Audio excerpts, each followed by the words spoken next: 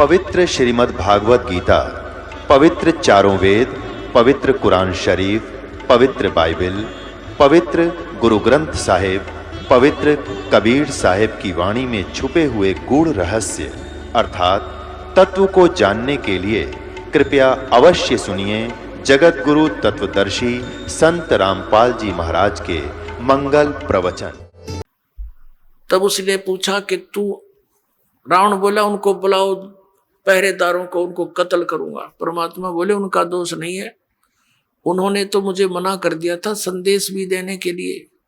फिर परमात्मा से पूछा रावण ने, तू आया कैसे अंदर? कि ऐसे आ गया, अंतर ध्यान हो गए और फिर प्रकट हो गए। रावण के सामने से एकदम अंतर ध्यान हो गए और फिर प्रकट हो गए कि मैं उनको आता दिखाई नहीं दिया, मैं ऐसे आ गया। अब वो दुष्ट आत्मा फिर भी ना समझाइयो कौन है तेरे सामने। कहने लगा देख तू जा यहां से, मैं तेरी, तू आया किस लिए है, बता तेरी बात क्या है। तो परमात्मा ने कहा कि रावण तेरा जो है अंतिम समय आ लिया है और मेरे आदेश का पालन करके जब तू इस लड़की को वापस दे देगा, सीता को, इस देवी को, तो तेरी जीवन को मैं बदल दूंगा, इन बुराइयां तेने छोड़नी पड़ेंगी। वो कहने लगा तेरे जैसे शिक्षक मेरे पास बहुत आ लिए, मैं शिक्षा बिना नहीं हूं, मैं खुद ब्राह्मण हूं, विद्वान पुरुष हूं, और तू एक भिखारी ऋषि, मुझे क्या शिक्षा देता, मैं तेरी बात न मानो को। अब रावण की तो वो स्थिति हो चुकी थी, कबीर ये माया अटपटी, सब गट आण अड़ी, किस किस न समझाऊं या कुएं भांग पड़ी। एक बूढ़ा व्यक्ति शराब पिए खड़ा था और नो अल्लाह उसका डोगा गिर गया जमीन पे, वो डंडा ले रखा था, वो गिर गया। एक जेंटलमैन आया, वो कहने लगा बुजुर्ग ताऊ जी तो यह शराब क्यों पिया करो आप, देख सारा शरीर कांप रहा आपका और डोगा भी ना उठता। नो बोला रे डोगा दे दे, तो कहने लगा शराब ना पिया करे। नो बोला रे शिक्षा बिना ना रह रहा तो न देना होता, दे डोगा ना, जा तू अपना काम कर। नो बोला तेरे प्रवचनों बिना काचा ना रह रहा, बहुत तेरे कैसे बहुत मिल लिया, मैंने ये बात कहनी है, दारू ना पिया करे, नहीं डोगा पकड़ाना हो तो उठा देना, चल तो अपना काम करे। तो रावण ने तो भाई इतनी पी रखी थी इस काल की भांग। परमात्मा से कहा कि तेरी बात मानू ना कति, तू जा चाहे मत जा, क्यों देख लिया मारे तो मरता ना, सारे कुकर्म करके देख लिए और फिर भी नू ना माना, ये कौन है। तो परमात्मा कहते हैं आपको इस काल ने अंधा कर दिया, इस झूठे सुख को सुख है ये मान रहा मनमोद, ये सकल जबीना काल का कुछ मुख में कुछ गोद। और उस मीटिंग में विभीषण भी उपस्थित था। परमात्मा आगे वहां से चले गए। शाम के समय विभीषण घर पे आया, अपनी भाभी से कहा कि आज तो गुरुजी को मार दिया होता भाई ने। तो मंदोदरी कहने लगी ये इस संकट में मैंने ही गुरुदेव को डाल दिया नालायक ने, और मेरी प्रार्थना पर ही वहां गए हैं। क्या हुआ कि ऐसे ऐसे एकदम कितने क्रोधित हो गए, स्टेज से कूद कर स्वयं तलवार मारने लगे। गुरुजी के हाथ में एक सीख थी, वह सीख भी ना कटी। जब थक के बैठ गया, परमात्मा ने कुछ कहना चाहा, मान्या नहीं, तो भगवान वहां से आ गए। अपने आत्माओं जो हमारा पिता है उसकी तो मैं खबर भी नहीं, जो हमारे लिए दुख पा रहा है, भटक रहा है, कि प्राणी को समझाने के लिए, ज्ञान देने के लिए, अपनी शरण में लेकर यहां भी सुखी करने के लिए, और हम उनको पूज रहे हैं जो हमें ना सुख दे सकते ना दुख दे सकते, क्योंकि देवता है ये ब्रह्मा विष्णु महेश, ये हमारे प्रारब्ध को परिवर्तित भी नहीं कर सकते और ये दुख दे नहीं सकते क्योंकि ये देवता है, अच्छी आत्माएं हैं। तो हम इनको पूज रहे थे। तो पुण्यात्माओं मंदोदरी कहने लगी गुरुदेव के पास जो परमात्मा से मिलने गई और कहा भगवान माफ अक्षमा करना मुझ दासी को, मेरे कारण आपने बहुत ऊंच नीच सुनना पड़ा दाता। मेरी जो मेरा पति का मुंह था वो मुझे सता रहा था। अब दाता वो बेशक मर गया, मेरी ओर से आज मर लिया, वो मरियो से जिंदा रहियो, दाता अपने चरणों से दूर ना करना अपनी बच्ची को। तो परमात्मा ठीक है बेटा, कहा तू भक्ति कर, या कोई किसी का ना है, आजकल मृत्यु हो जा, कौन किसका ठेकेदार है पता नहीं, इसका जन्म की तो होगा, तेरा कहाँ होगा। ठीक है, जब तक आपका संयोग है एक नेक नीति से निभाओ, परमात्मा से डर कर रहो। जो जिसका भूमिका है, पति की है पति वाला रोल करे, पत्नी का है पत्नी वाला करे, बेटे का है बेटे वाली भूमिका ठीक निभानी चाहिए, तभी आप सुपात्र कहलाओगे, नहीं तो आप फेल हो जाओगे। अब क्या हुआ, उधर से रावण को संदेश मिले, लेकिन रावण नहीं माना। श्री रामचंद्र जी के संदेश वाहक दूत वहां गए, श्री अंगद जी, श्री हनुमान जी आदि आदि, लेकिन वो नहीं माना। कहने का भाव ये है कि युद्ध की तैयारी होगी। अब युद्ध करने के लिए समुद्र से सेना पार करनी समस्या आ गई। अब समुद्र के ऊपर का जावें कैसे, तो कहते हैं उनके इतिहास में लिखा है जीवनी में कि 3 दिन तक श्री रामचंद्र जी ने घुटनों जल में खड़ा होकर समुद्र के अंदर और प्रार्थना की थी कि हे जल्दी, हे समुद्र राज, मुझे रास्ता दे दे, मैं बहुत आपत्ति में हूँ, मेरी पत्नी को ऐसे ऐसे रावण ने उठा लिया है, सेना पार करनी है, उस राक्षस को मारना है और उस देवी को छुड़वाना है। लेकिन समुद्र नहीं माना। अंत में कहते श्री रामचंद्र जी ने लक्ष्मण से कहा कि मेरा अग्निबाण दे, लातों के भूत बातों से नहीं मानते। लक्ष्मण ने अग्निबाण दे दिया उठा के। रामचंद्र जी ने जो ही वो बाण साधा समुद्र को फूकने के लिए, उसमें लपटें निकलने लगी। उसी समय एक ब्राह्मण रूप बनाकर समुद्र प्रकट हो गया और कहा भगवान, यदि आप मुझे जला भी दोगे, आप फिर भी नहीं जा सकते, खंडर हो जाएगा, इसमें जाओगे क्यों करे, ये तो कुआं हो जाएगा जेरा, और ना जाने कितने जीव मरेंगे, आप पाप के भागी हो जाओगे। ऐसा काम करो भगवान, मेरी मर्यादा भी बनी रहे और आपका काम भी हो जा, सर्प भी मर जा, लाठी भी ना टूटे। तो श्री रामचंद्र जी ने कहा वो बता क्या उपाय है फिर, कि आपकी सेना में नल और नील नाम के 2 सैनिक आपके भक्त हैं, क्योंकि उस समय आसपास के सारे ही भगत सारे इकट्ठे हो गए थे। रामचंद्र जी के गेला भाई इस आपत्ति आ गई और एक निकम्मा आदमी उसकी पत्नी ठा ले गया। उधर से शिवलोक से भी काफी गण आए थे, भगवान शिव ने भेजे थे, तो वह बहुत इकट्ठे हो गए थे। तो नल और नील को बुलाया गया। नल और नील से कहा गया, श्री रामचंद्र जी ने कहा कि भाई एक पर आपकी परीक्षा दो तुम। उन्होंने क्या बताया, उस समुद्र ने ये बताया कि इनके गुरुजी के द्वारा दिया हुआ आशीर्वाद है इनका, और उनके आशीर्वाद से मेरे ऊपर ये पत्थर कोई भी वस्तु रखते हैं वो डूबती नहीं, वहां से टस से मसनी होगी वहीं रहेगी, तो मेरे ऊपर वजन नहीं बनेगा इसका। अब भगवान श्री रामचंद्र जी ने कहा भी एक बार ट्राई दिखाओ तुम। अब उस दिन देखो हम न्यूम ऐसे मार खाते हैं, पहले तो नल और नील 100 शुक्र मनाया करते अपने मुनिंद्र भगवान के, और उस दिन वो आंडी पाक गए, अभिमान हो गया उनको कि यदि आज हम गुरु जी को याद करेंगे, जंतर मंत्र प्रणाम करते हैं जैसे याद करने के लिए, तो ये न सोचेंगे उपस्थित जन ये कहीं और से शक्ति प्राप्त करते हैं, इनके अंदर कोई पावर नहीं। अब उन्होंने दोनों ने फटाफट उठाया एक एक पत्थर और रख दिया समुद्र पर, डूब गया। उनको भी अचंबा हुआ। उन्हें फिर दूसरा ठा, वो भी डूब गया। तीसरा रखा, वो भी डूब गया। अब ये सोचने लगे, वो एक दूसरे के मुंह की तरफ देख रहे हैं। और श्री रामचंद्र जी कहने लगे समुद्र से, वो जो ब्राह्मण रूप में उपस्थित था, मानो ये कहना चाह रहे हैं कि तू झूठ बोल रहा था।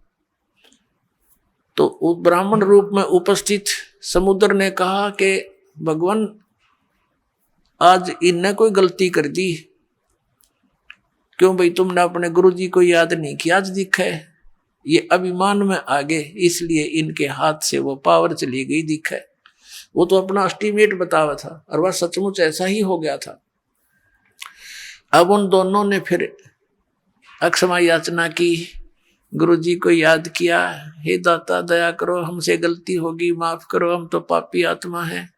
वो डर गए न्यू अकदे, फिर वो आपत्ति फिर ना आ जा तुम्हारे पे, और तुमने कर दी गलती आज ज्यादा, अब मान बढ़ाई की भूख में। तो पुण्यात्मा परमात्मा हमें आगाह करते हैं कि यदि तुम ऐसे मर्यादा तोड़ दोगे, भक्ति आपकी नष्ट हो जाएगी। जैसे माता गर्भ को रखे यतन बनाए और ठेस लगे तो छन होए, ऐसे भक्ति जावे। जैसे किसी बहन को, माता को बहुत वर्षों के बाद कोई गर्भ रहा हो, फिर वो कितनी चिंतित होती है उस बालक को परिपूर्ण करने के लिए। कहीं ऊंचे नीचे में पैर न रखा जा, चलते समय भी बहुत सावधानी बरतती है, और रात के समय करवट बदलते समय भी वो बहुत चिंतित रहती है, कहीं मेरे बालक पर जोर ना आ गया। एकदम उदड़क कर पड़ती है और देखती है दर्द पीड़ा तो नहीं होगी मुझे। तो कहते हैं जैसे माता गर्भ को रखे यतन बना और ठेस लगे तो क्षीण होए, तेरी ऐसे भक्ति नसावे, तो उनकी भक्ति नस की खत्म होगी। अब उन्होंने रोए पीटे याद किया भगवान को, वो तो मालिक ने करना ही था, क्योंकि श्री रामचंद्र विष्णु अवतार और श्री कृष्ण भी विष्णु अवतार। और विष्णु कौन? ये भी भगवान का बच्चा। आप जैसी आत्मा, पुण्यकर्मी प्राणी, पोस्ट ये मिल गई इसको। जैसे आप किसी का भाई मंत्री बन जाता है तो भाई ही उसका, वैसे वो कितनी पोस्ट पे बैठा है, तो ऐसे ही ये आपके ही भाई हैं, उस परमात्मा के ही बच्चे हैं। तो उनके दुख का निवारण भी वही परमात्मा कर सकता है और कोई नहीं कर सकता। जैसे आपने श्रीमद् भगवत गीता अध्याय नंबर 15 के श्लोक नंबर 1 से लेकर 4 और 16-17 में जो सुना कि ऊपर को जड़, वो तो संसार रूपी वृक्ष की ऊपर को जड़ है, वो तो मूल मालिक है, पूर्ण परमात्मा है, और नीचे को तीनों गुण रूपी शाखा, ये ब्रह्मा विष्णु महेश रूपी शाखाएं हैं। और वो परमात्मा जो मूल है, जो जड़ है, वो तीनों लोकों में प्रवेश करके सबका धारण पोषण करता है। 15वें अध्याय के 17वें श्लोक में कहा है कि उत्तम पुरुष तु अन्य परमात्मा इति उदारत, यह लोक चरम आविश्य विवर्ती अवैश्वर है। वो मूल मालिक जो है, जड़ रूपी जो सारे संसार रूपी वृक्ष की जड़ है, मूल है, वहां से सबको आहार मिलता है। तो वो सबका धारण पोषण, यानी जिसकी जिस स्थिति की कोई संकट है, और वो परमात्मा ही उसका निवारण करता है। अपने आत्माओं, ये बहुत लंबा इतिहास है, कई दिनों में आपका समझ में आओगा। सबसे पहले जो परमात्मा आए थे और इस काल से वहां ऊपर मिले थे, इनका उसने विवाद बहुत किया था। फिर समर्थ के सामने वो नतमस्तक हो गया था। इसने कुछ वरदान मांगा था। एक तो ये मांगा था कि आप अपना ज्ञान देकर अपने शरण में लेना, जबरदस्ती ना करना, बलात् मत लेना मेरे से जीवों को। दूसरा ये कहा था कि 3 युगों में जीव कम ले जाना, चौथा युग जब कलयुग आवे तब तो शरण जीव बहु जावे, ऐसा वचन हर मोह दीजिए, तब संसार गमन तुम कीजिए। और तीसरा वचन ये मांगा था उसने कि ऐसे मेरा पुत्र विष्णु श्री राम रूप में त्रेता युग में जाएगा, उसके साथ उसके प्रारब्ध में ऐसे संकट हैं, और इस काल को पता है, उसको मैं टाल नहीं सकता। आप वो समुद्र पर पुल नहीं बनेगा, वो पुल बनाना, वो पुल बनवाना। परमात्मा ने कहा ठीक है, और बता भिखारी। फिर कहा कि ऐसे ऐसे श्री कृष्ण रूप में मेरा पुत्र जाएगा, और वो एक जगन्नाथ नाम से, क्योंकि बालक तो अपने हिसाब से करते, जगन्नाथ नाम से एक पुरी के अंदर एक मंदिर बनवाना चाहेगा, और समुद्र उसने बनने नहीं देगा, आप वहां उसकी रक्षा करना। परमात्मा ने कहा था ठीक है, और बोल। तो इस परमात्मा, कबीर परमात्मा से इस काल ने ये वरदान मांगा था, प्रार्थना की थी कि आप मेरे उस बच्चे की, ये काल के पुत्र हैं विष्णु, इस संकट से रक्षा करना।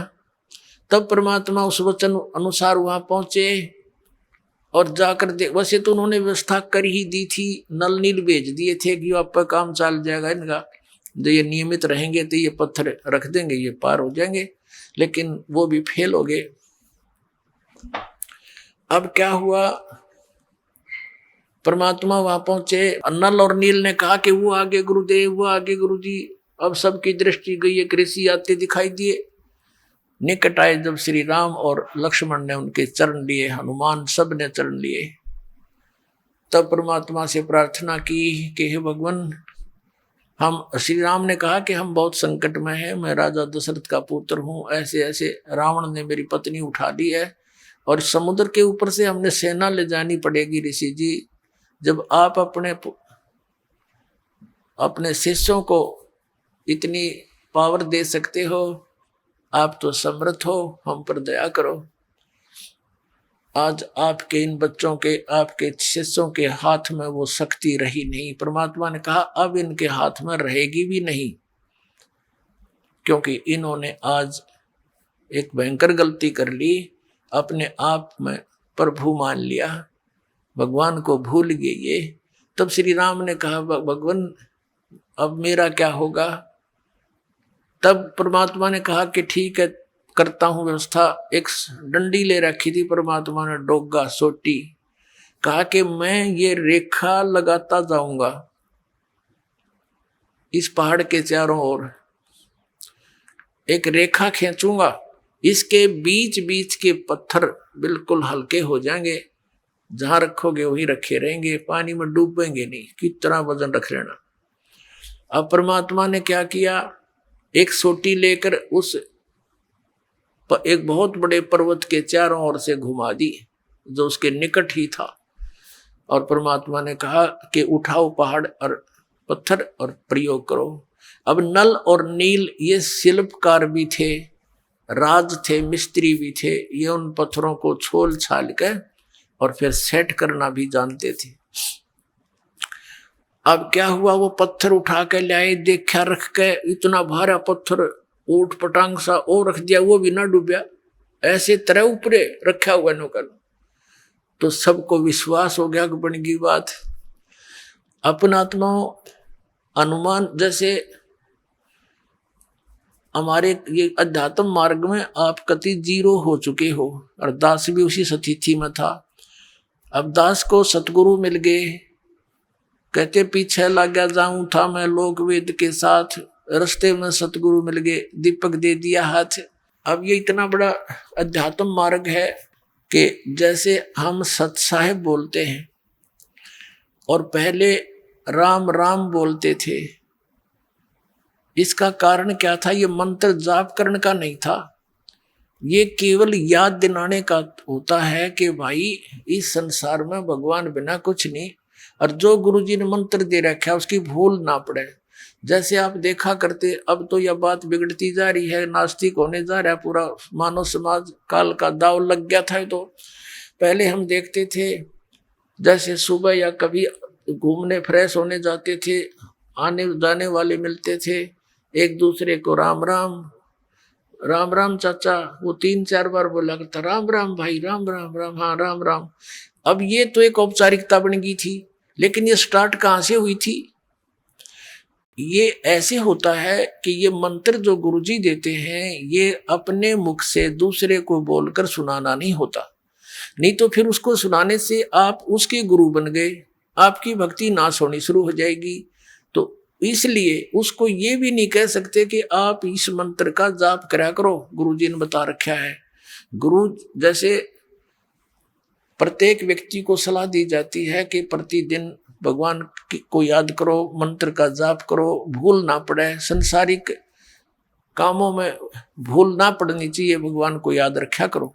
तो एक नियम बना रखा था गुरुओं ने कि अभी ये कोड वर्ड है, और रास्ते में जब कोई संसारिक विचारों में ग्रस्त व्यक्ति आ रहा हो और उसको बोल दिया जाए कि राम राम भाई, तो वो समझ जाता था कि ये क्या कहना चाहता है, कि ये नू कह है भगवान बजले, गुरुजी ने जो मंत्र दे रखा है उसका जाप कर, ये संसारिक उलझेड़ों में मत पड़ तू, यही भगवान का नाम ही इन संकटों से जो विचार तू कर रहा है इनसे निवारण करेगा।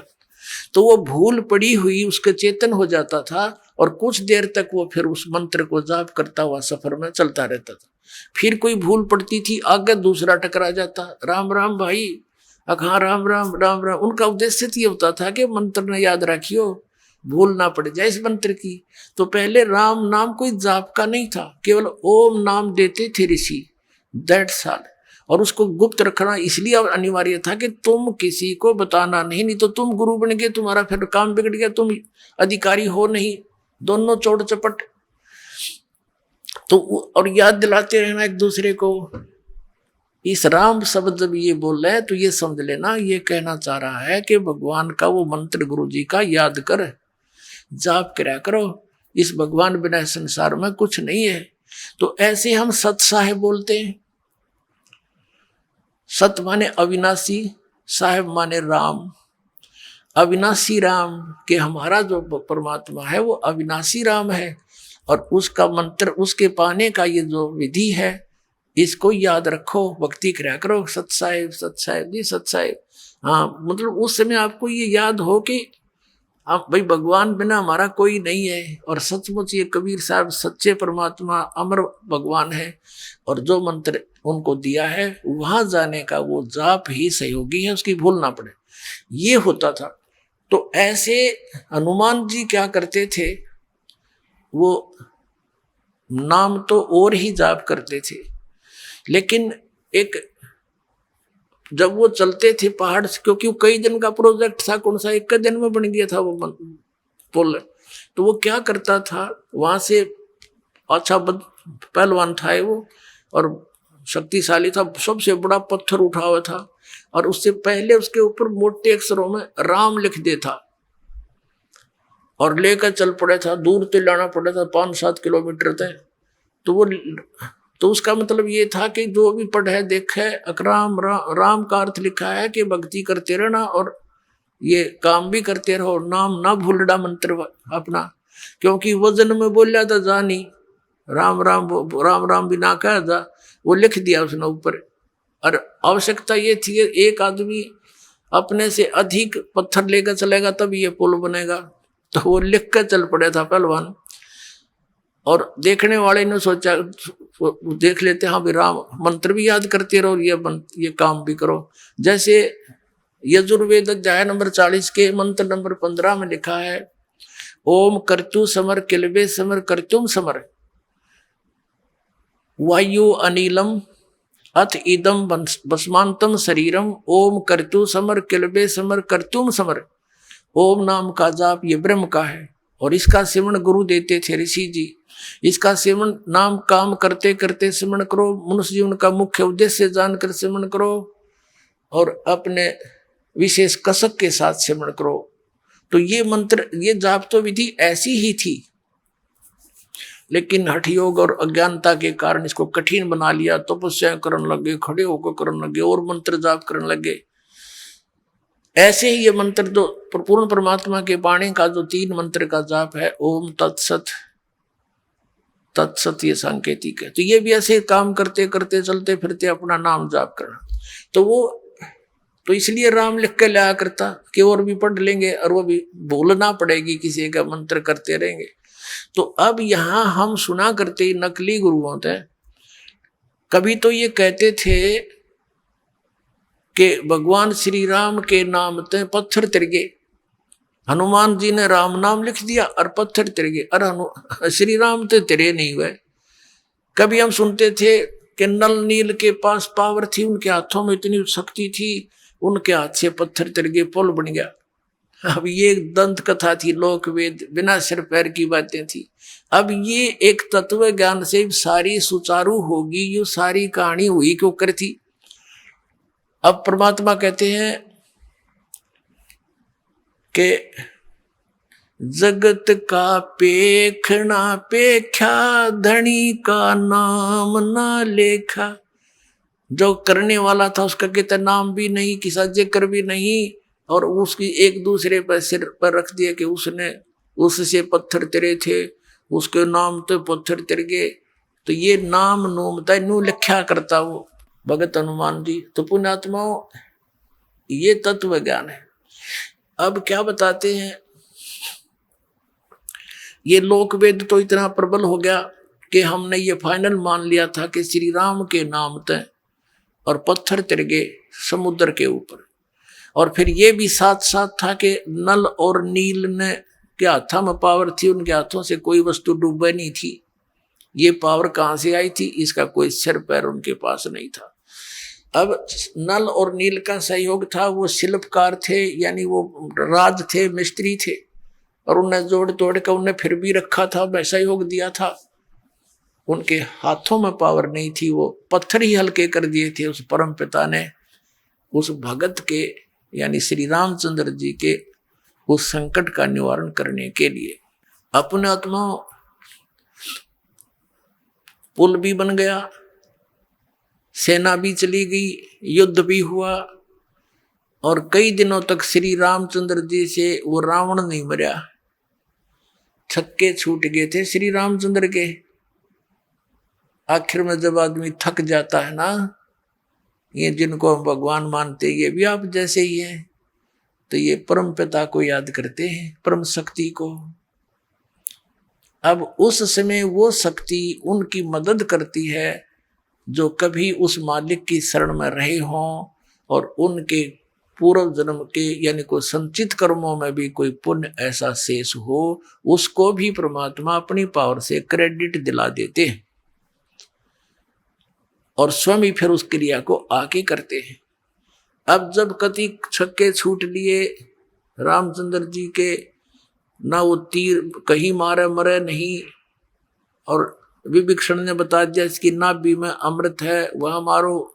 रावण भी सूरवीर था, कई दिन तक उसने उसके बाणों को निकट भी नहीं आने दिया नाभि के श्री राम के। तो तब हताश हो गया था, तब परमात्मा गुप्त रूप में प्रकट हुए और फिर आशीर्वाद दिया उस राम का कि कर काम ही लगेगा। तब उसका रावण का वध हुआ था। अपने आत्माओं, हम सुना करते थे कि श्री कृष्ण जी ने पर्वत उठा लिया था, गिरिराज यानी गोवर्धन पर्वत को उठा लिया था हाथ पर, उंगली पर ऐसे। पहले तो ये विचार करो, उन्होंने वो पर्वत उठाया किस उद्देश्य से था। उन्होंने इस उद्देश्य से उठाया था कि वहां इन देवताओं की पूजा होया करती, और इंद्र स्वर्ग का राजा है, भगवान की पूजा छोड़कर इंद्र की पूजा चलती थी। श्री कृष्ण जी ने कहा भाई इंद्र की पूजा छोड़ दो, या दो उस भगवान की पूजा करो। इंद्र की कढ़ाई जो होती थी पूजा, वह बंद कर दी। देवराज इंद्र एक समझ लो स्वर्ग का राजा, और उसके अंतर्गत ये सब नहर विभाग, सिंचाई विभाग भी आता है, यानी वर्षा करना। तो क्या हुआ, जब इंद्र की पूजा बंद होगी देवताओं की, इंद्र ने सोचा इनको सबक सिखाता हूं।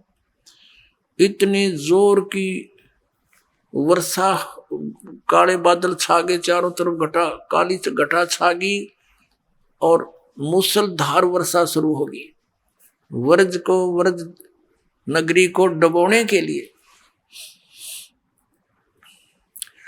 अब चारों तरफ हाहाकार मच गया, गौवें भी रंभाने लगी, ग्वाल बाल, क्योंकि गोवर्धन वो पर्वत जो था वहां पर गौवें चरा करती थी, वर्षा होती थी, घास होता था, और उन दूध दाद बेच कर ये काम चलाया करते थे अपना। और वो समाप्त करने चल पड़ा कि इसको इतना वर्षा कर दूं कि ये समुद्र, ये गोवर्धन पर्वत भी डूब जाए, आसपास की नगरी भी नष्ट हो जाए। तो भगवान श्री कृष्ण जी ने उंगली पर वो गोवर्धन पर्वत उठा लिया और पूरी ब्रज नगरी के ऊपर से कर दिया, सारा इंद्र बरस लिया, खूब खूब वर्षा कर ली, सारा पानी उस गोवर्धन पर्वत के ऊपर ऐसे ऐसे शौक हो गया, उसमें ऐसे मिल गया जैसे ब्लोटिंग पेपर शाही ने चूस लिया करे। आखिर में थक गया इंद्र, आके पैर पकड़ दिए कि मुझे क्षमा कर दो। कहने लगे चला जा, तेरे को कर दिया क्षमा, और खबरदार आज के बाद तूने अपनी पूजा के लिए व्रजवासियों को कंपेल किया। तो फिर वो गोवर्धन यथा स्थान पर रख दिया। अब पुण्यात्माओं जी, जो गुरु लोग हमें ये शिक्षा देते थे और ये कथा सुनाते थे, श्री कृष्ण जी ने गोवर्धन उठाया, और फिर वो इन्हों कहते थे देवी देवताओं की पूजा करो, श्राद्ध निकालो। अरे भले आदमी हो, श्री कृष्ण जी ने तो बना उसको देवताओं की पूजा छुटवाई थी, तुम दृढ़ कर रहे हो, उनके विपरीत ज्ञान दे रहे हो, गुण गा रहे हो श्री कृष्ण के, और तुम इसको भगवान बता रहे हो। परमात्मा कहा करते थे कि केवल एक इस लीला को, इस लीला से ही तुमने उसको भगवान मान लिया, ये तुम्हारी ना समझी है, बालक बुद्धि है कि ये कंप्लीट गॉड मान लिया तुमने, गोवर्धन उठा लिया था। क्या बताते हैं परमात्मा, कहते हैं गोवर्धन श्री कृष्ण धारो और द्रोणोगिरी हनुमंत, शेष नाग सब सृष्टि उठारा, इनमें कौन भगवंत।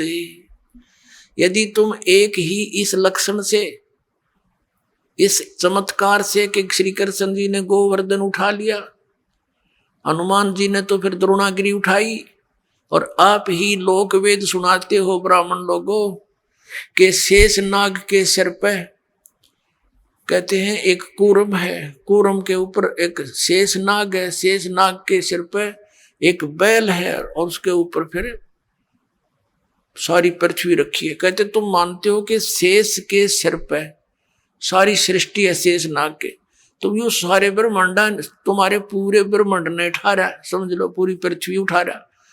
तो इनमें भगवान कौन सा है, श्री कृष्ण है या हनुमान जी है या शेष नाग है तुम्हारा भगवान? केवल इसी लक्षण से तुमने भगवान इसको कंप्लीट गॉड मान रखा, पूर्ण परमात्मा। फिर क्या बताया, कहते हैं समुद्र पाट लंका गयो, सीता का भरतारे, अगस्त ऋषि ने ये सातों पी लिए, इनमें कौन करता रे। कि तुम ये इस चीज से ये परिचित थे नहीं गुरु लोग यहाँ के हमारे, वो ये कहा करते श्री रामचंद्र जी ने समुद्र के ऊपर पुल बना दिया। परमात्मा कहते हैं यदि तुम इसी लक्षण से इसको भगवान मान बैठे, तो क्या बताते हैं कि समुद्र पाट लंका गयो, यानी समुद्र को 8 के पत्थर उसको ऊपर रख के और लंका चला गया। कौन? सीता का भरतार। और अगस्त ऋषि ने सातों पी लिए, इनमें कौन करतार? एक अगस्त नाम के ऋषि थे, उन्होंने किसी कारणवश, किसी अपनी जिद के ऊपर अहंकारवश समझो, वो सातों समुद्रों को एक घूंट में पी लिया था, ऐसे चुल्लू उठाकर ऐसे पी लिया था। सब समुद्र खाली हो गया था, अकेली पृथ्वी रह गई थी। अब पुण्यात्मा, अब परमात्मा कहते, फिर ऋषियों की प्रार्थना से उन्होंने फिर वापस उसको कुरला कर दिया, तो भर गए थे।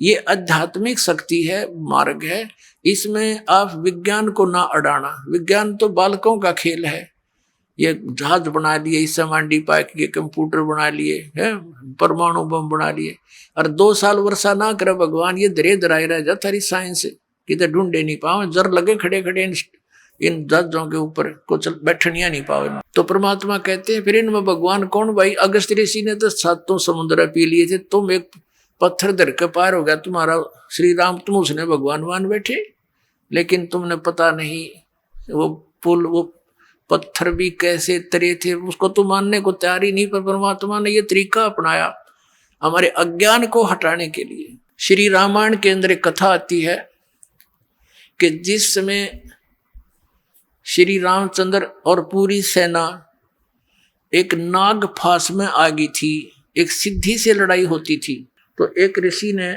उसने एक नाग फांस यंत्र होता, वो था हथियार, तो उसके अंदर एक सिद्धि होती है, वो अनेकों नाग बन जाते हैं उसमें से, नर सांप निकलाए, और उन्होंने सारी सेना को जो लड़ने को तैयार हो रही थी ज्यों की त्यों लपेटे लाकर बांध दी, जैसे रस्से तो बांध दिया करे। और सारे खड़े भगवान राम वीर लक्ष्मण भी नो कति जैसे ईख बांध दिया करे, नो पूरी सी खड़ी जगह जगह, और कोई सा टसमस हो नहीं पा रहा। अब 2 मिनट पाछा उसकी गर्दन काट देते सारे, सबको खड़े खड़े आओ तो विवश हो चुके थे। कहते हैं जब श्री राम ने याद किया गरुड़ को, गरुड़ आया, पक्षी है एक, उसने उन नागों को काटा, मार दिया, और तब वो रामचंद्र जी बंधन मुक्त हुए।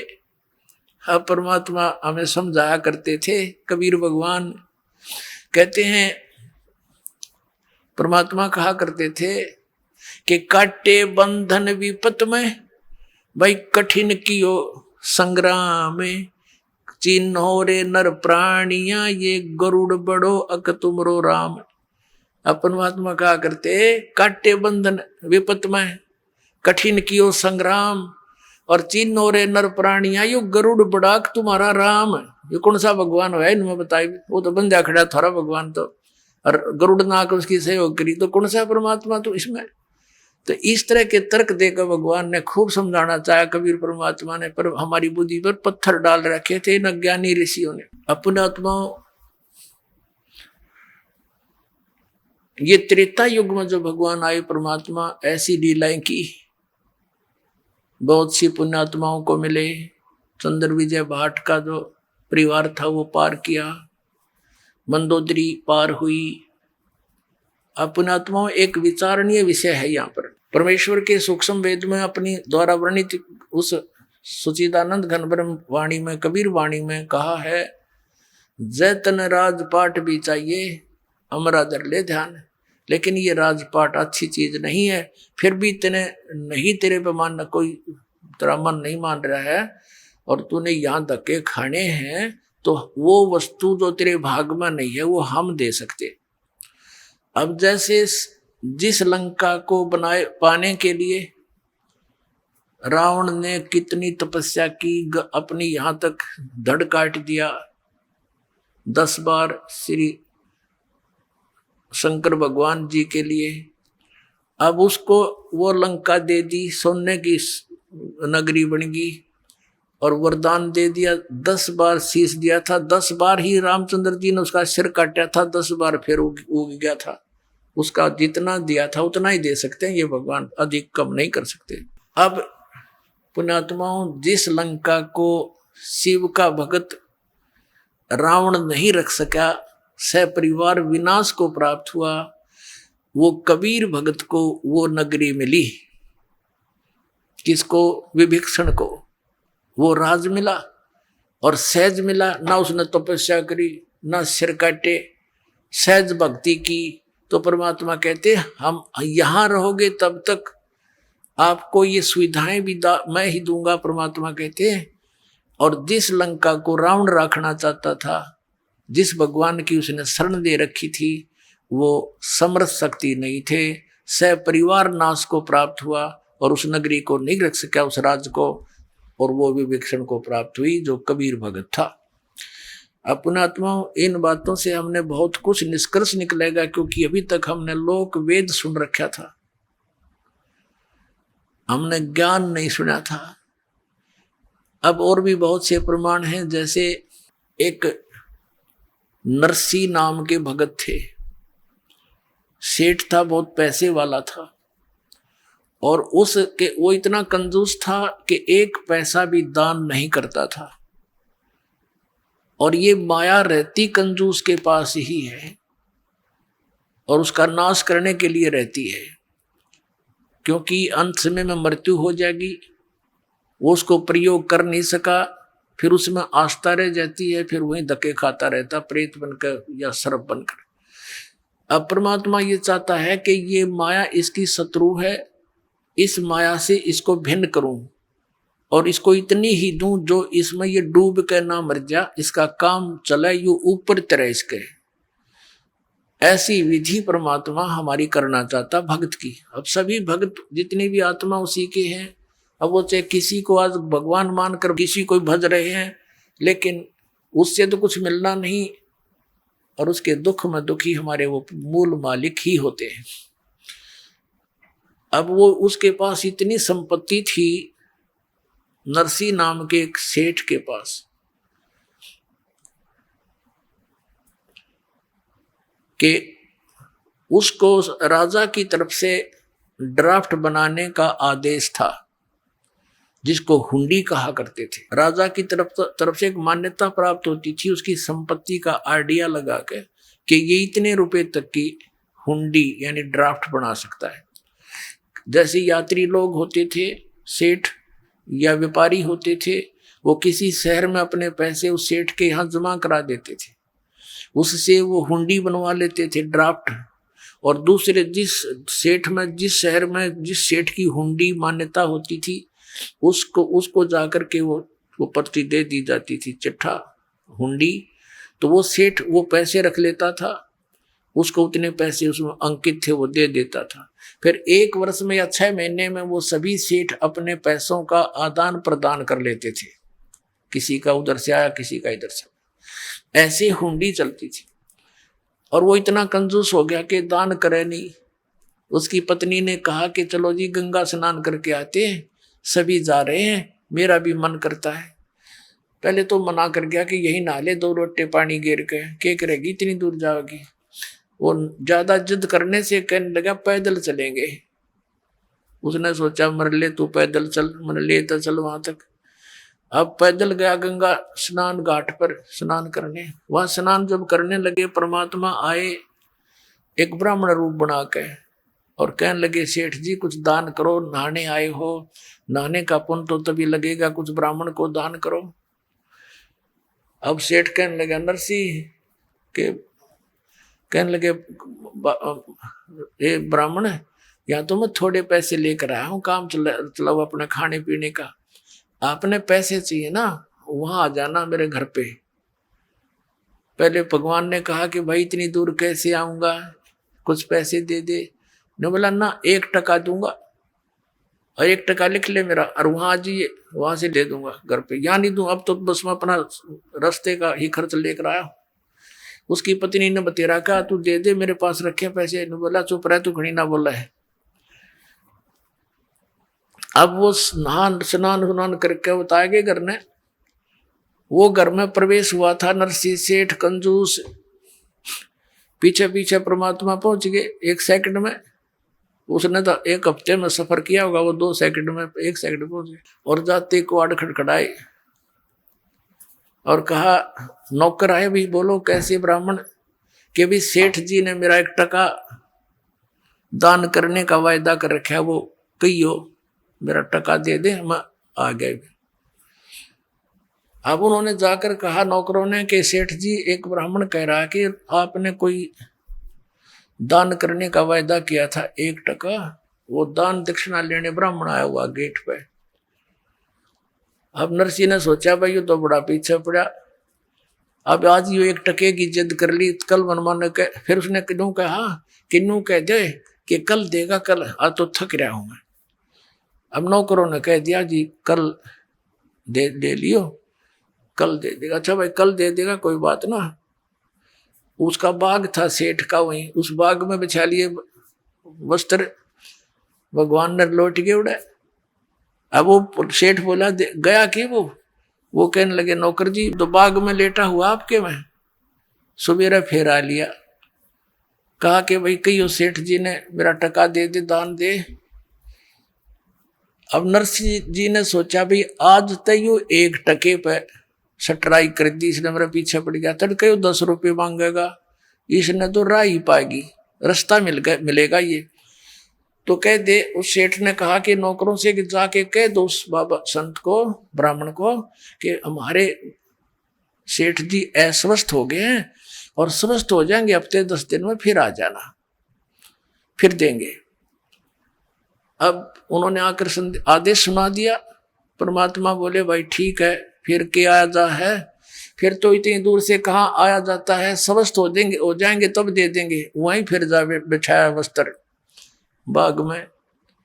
अब सेठ ने पूछा कि गया वो कमबख्त?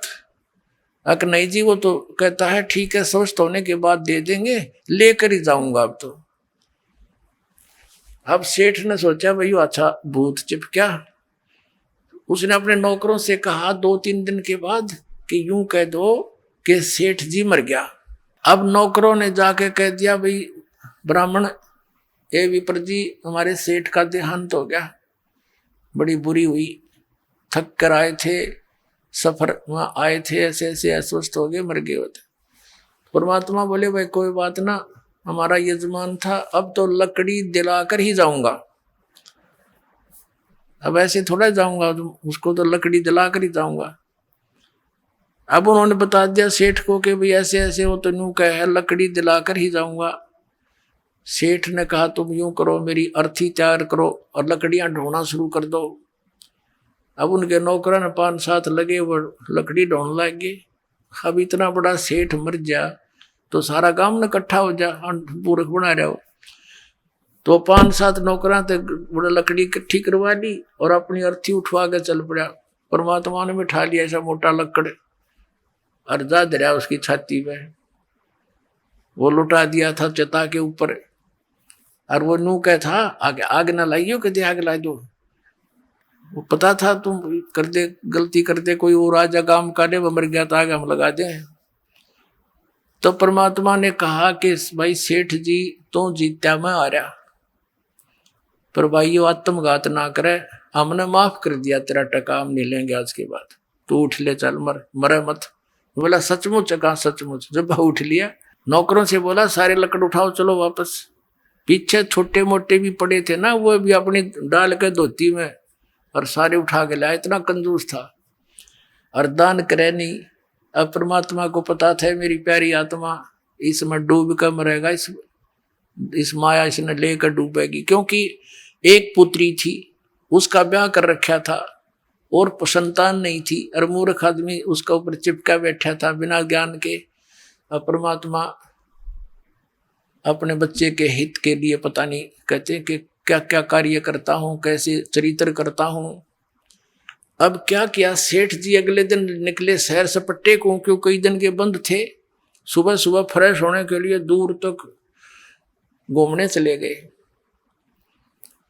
अब क्या हुआ, जब वो शहर सपट्टे को चला गया, परमात्मा ने उस सेठ का नरसी रूप बनाया और घर पर आ गया। पहले नौकरों से कहा कि भाई वो बहु रुपया है और आज वो मेरा रूप बना का होगा, और जय यहाँ आ जा। उसने एक पहले तो प्रेम से कहना, और नहीं मानने तो उसका 2 लठ मार दियो। अब न्यू कह के भगवान तो अंदर चले गए उसके घर पे, पीछे सेठ नाड़ा ही था। आइए अब हम उन श्रद्धालुओं के अनुभव जानते हैं जो जगत गुरु तत्वदर्शी संत रामपाल जी महाराज जी से दीक्षा प्राप्त कर चुके हैं तथा उनके द्वारा बताए गए भक्ति मार्ग पर चल रहे हैं। जी नमस्कार। नमस्कार जी। सर क्या नाम है आपका? सर मेरा नाम राजीव कुमार है। राजीव जी कहाँ से आए हैं आप? सर मैं नरेला से आया हूँ। नरेला में एक गांव पड़ता है हमीदपुर, वहाँ से आया हूँ मैं। संत रामपाल जी महाराज से नाम दीक्षा लेने से पहले आप क्या भक्ति साधनाएं करते थे? सर मैं हनुमान जी की भक्ति करता था। मेरे पिताजी और मेरा पूरा परिवार हनुमान जी की ही भक्ति किया करते थे, सारा पूरा हमारा घर। सर आपने बताया कि आप हनुमान जी की साधना कर रहे थे, तो फिर संत रामपाल जी महाराज जी से नाम दीक्षा क्यों ली? सर मैं संत रामपाल जी महाराज की शरण में अपने बहुत ज़्यादा नशे मैं करता था, और उन नशे के कारण ही मैं संत रामपाल जी महाराज की शरण में आया। सर मैं सभी नशे करता था, जैसे कि बीड़ी और तम्बाकू। मैं लगभग 20 सालों से बीड़ी और तम्बाकू का इस्तेमाल करता था, और उसके बाद 2002 के आसपास से मैं सुल्फा, गांजा, चरस, अफ़ीम और सभी प्रकार की जो बियर और शराब है वो सारी इस्तेमाल करने लगा था धीरे धीरे, और बहुत ही ज़्यादा करता था। और मैं कैप्सूल भी खाता था और भांग के गोले भी खाता था। जो भांग के गोले और कैप्सूल और सुल्फा मेरी जेब में हमेशा पड़ा रहता था, हमेशा। क्या आप अभी भी नशा करते हैं? जी नहीं, अब मैं जब से मैंने संत रामपाल जी महाराज से दीक्षा ली है सन 2012 के बाद से मैं कोई नशा नहीं करता। सर, ऐसा क्या होता है कि एक व्यक्ति के जीवन में नाम दीक्षा लेते ही परिवर्तन आ जाता है? संत रामपाल जी महाराज कोई दवाई देते हैं जिससे व्यक्ति नाम दीक्षा लेता है और नशा छोड़ देता है? नहीं सर, ऐसा कुछ नहीं है। संत रामपाल जी महाराज जी जो हमें ज्ञान देते हैं वह हमारे पवित्र सदग्रंथों से बिल्कुल निष्कर्ष देते हैं, और उस ज्ञान से हमें पता चलता है कि हमें किसी भी प्रकार का नशा अगर हम करते हैं तो हमें ये नुकसान होने वाले हैं, और उससे हमें उन नशों से बिल्कुल ही एलर्जी हो जाती है, जिससे हमारा किसी भी प्रकार का नशा करने को दिल नहीं करता है। सर, बहुत सारे व्यक्ति ऐसे हैं जो चाहते हैं कि उनका भी नशा छूट जाए। सर, क्या जो व्यक्ति नशा छोड़ना चाहते हैं वो संत रामपाल जी महाराज जी से नाम दीक्षा लेने के बाद नशा छोड़ सकते हैं, या क्या उनका नशा छूट जाएगा? जी, अगर वो भी संत रामपाल जी महाराज के जो उनका जो ज्ञान है उसको अच्छे से समझते हैं, और संत रामपाल जी महाराज के जो नियम हैं उनको अगर अच्छे से वो निभा पाते हैं तो पूरी तरह से उनका भी ये नशा छूट जाएगा। संत रामपाल जी महाराज जी से नाम दीक्षा लेने के बाद क्या आपको और कोई भी लाभ मिले? सर, संत रामपाल जी महाराज की शरण में आने के बाद मुझे बहुत सारे, हमारे घर में सभी को बहुत सारे लाभ हुए हैं। जैसे कि एक बार हम सन 2014 में संत रामपाल जी महाराज के सत्संग सुन के और दोपहर को आ रहे थे घर के लिए वापस, जिसमें मेरी मम्मी थी, एक मेरी साली की लड़की थी, और मेरे 2 बच्चे थे और मेरी वाइफ थी। हम 6 जने गाड़ी से अपनी आ रहे थे, तो हमारे पीछे से एक इनोवा बहुत ही तेज़ी में आ रही थी। हमारी स्पीड लगभग 40 थी और उसकी स्पीड लगभग 90 थी। उसने हमें पीछे से आके टक्कर मारी, और उस टक्कर से इतनी भयंकर आवाज़ हुई कि आसपास के 200 मीटर 300 मीटर तक लोग इकट्ठे हो गए, और वो आके बोले कि भाई इसमें तो कोई भी नहीं बचा होगा। लेकिन जब उन्होंने आके हमें देखा तो हम 6 के 6 जने बिल्कुल सुरक्षित थे, और हमारा कुछ भी ज़रा सा भी नुकसान नहीं हुआ था। बस हमारी गाड़ी पीछे से कुछ उसमें निशान पड़ गए थे, और जिसने हमें जो टक्कर मारी थी, जिस गाड़ी ने, उस गाड़ी को बिल्कुल वो आगे से ख़त्म हो गई थी। हमारी गाड़ी उसके बाद भी वहाँ से चल के और लगभग 130 किलोमीटर दूर तक अपने घर तक हम सुरक्षित आए, और जिसने हमें टक्कर मारी थी उसकी गाड़ी वहीं पे जाम, जो क्रेन से गई है बाद में। फिर हमें सर ये लाभ मिला, नहीं तो उसमें बहुत ही बड़ी अड़ोस पड़ोस के जितने भी जो आए थे लोग इकट्ठे हुए थे, वो कह रहे थे कि इतनी भयंकर आवाज़ थी कि इसमें कोई बचना ही नहीं था, सारे के सारे मरने थे ये। लेकिन हमारी वहाँ पे संत रामपाल जी महाराज की दया से हम वहाँ बिल्कुल सुरक्षित थे, सारे के सारे जने। सर, और कोई लाभ? सर, मेरी पत्नी हैं, और मेरे नाम लेने के बाद उन्हें लगा कि इतना बड़ा बिगड़ा हुआ आदमी, इतना नशेड़ी आदमी इस मार्ग पे जाके और कैसे बिल्कुल ठीक हो गया, तो उन्हें कुछ थोड़ा थोड़ा विश्वास होने लगा। और मेरी घरवाली कहने लगी कि जी आप इतना नशा करते थे और अचानक से ऐसे कैसे हो गया ये सब। तो क्या मेरा भी ये थायराइड जो मुझे है, थायराइड था मेरी पत्नी को, और पिछले 3 साढ़े 3 सालों से वो थायराइड की दवाई खा रही थी कंटिन्यू, जिनको पहले लो यानी कि 25 mg की टैबलेट खानी पड़ती थी। उसके बाद वो थायराइड बढ़ रहा था, और फिर उन्होंने 50 mg की टैबलेट शुरू कर दी, और फिर वो लास्ट में जब वो ज़्यादा ही बढ़ने लगा तो उन्होंने 100 mg की टैबलेट शुरू कर दी थी, और डॉक्टर ने कहा था कि इसका कोई इलाज नहीं है, आपको ये टैबलेट उम्र भर खानी है। तो हमने डॉक्टर साहब से पूछा था कि जी सर इसका कोई ऑपरेशन वगैरह कुछ हो तो आप बताओ, तो उन्होंने मना कर दिया था, नहीं इसकी उम्र भर ऐसी टैबलेट खाते रहो। तो वो अपने उस थायराइड से काफ़ी परेशान थी। वो बोले कि जी अगर वहाँ पे जाके मुझे भी इसमें आराम हो जाए तो फिर उनको मैंने बताया कि भाई जैसे विश्वास मैंने किया है और मैं उनके जो नियम हैं उनको मैं निभा रहा हूँ, अगर इस तरह से कर सकते हो तो 100% बिल्कुल आराम होगा। तो इस चीज़ की उत्सुकता से वो मेरे नाम लेने के 3 महीने बाद ही मेरी घरवाली भी मेरे साथ आई, और उन्होंने भी ज्ञान को अच्छे से समझा, नियम समझे और उन्होंने नाम दीक्षा ली। नाम दीक्षा लेके और जैसे ही वो घर गए तो उन्होंने वो नियम सारे निभाने शुरू कर दिए जो पहले से ही उन्हें पता था कि भाई ये कैसे कैसे नियम है, वो निभा रहे थे। तो आके उन्होंने 5-6 दिनों के बाद वो टैबलेट मतलब 5-6 दिन तक ली, उसके बाद उन्होंने छोड़ दी।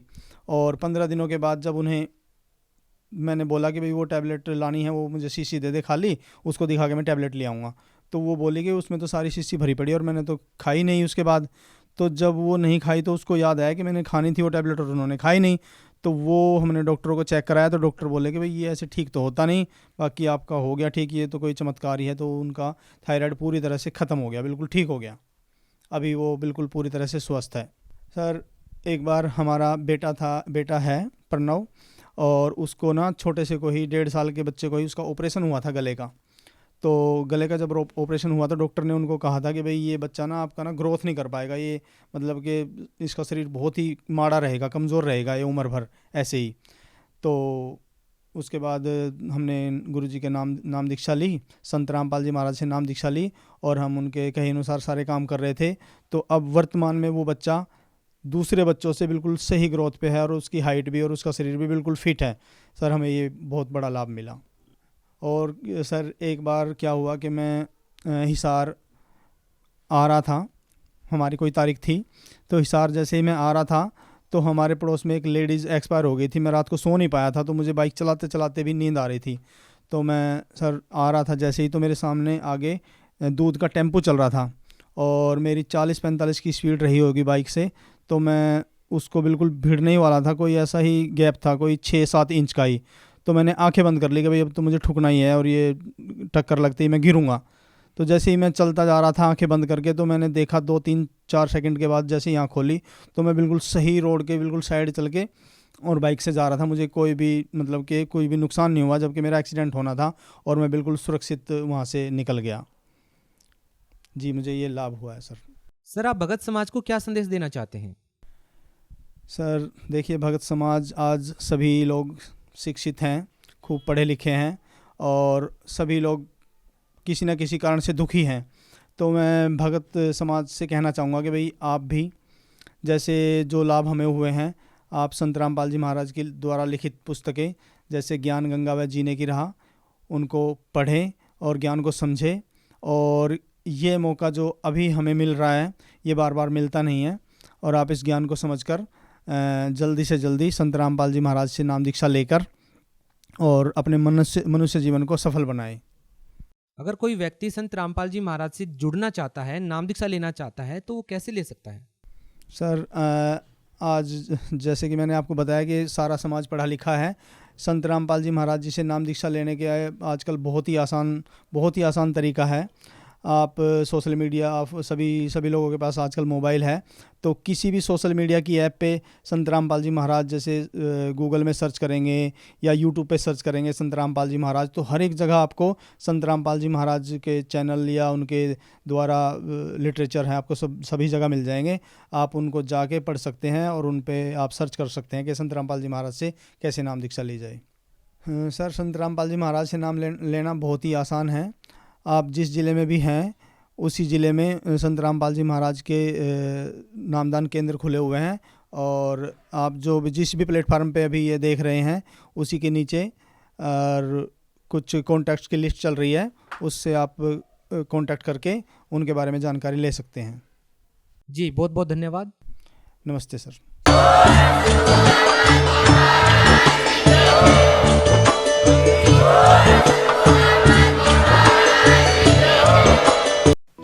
आप सुन रहे थे जगत गुरु तत्वदर्शी संत रामपाल जी महाराज के मंगल प्रवचन। अधिक जानकारी के लिए संपर्क करें